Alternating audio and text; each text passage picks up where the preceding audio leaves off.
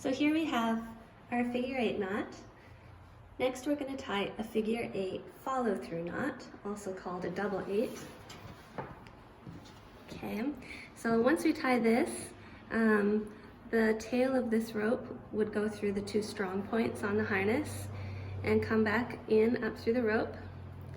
Well, following this rope, sorry. So we see this rope here enters the 8, comes around the top, and loops back out through the top part of the 8.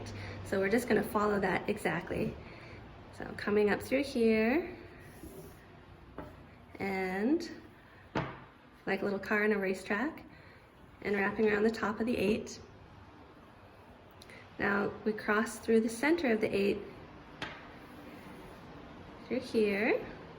Be sure to follow along the same strand of rope, picking up where you left off right here, wrapping around the bottom of the 8, and exit out through the top, like that.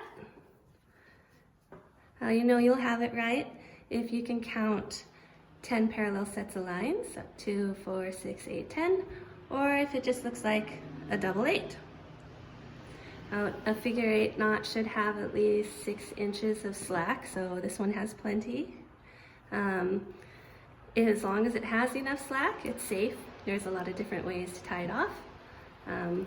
For this one, we could do just a single fisherman's if we wanted to make sure it didn't whip us in the eyes while we climbed. And that's it, the figure 8 follow through knot.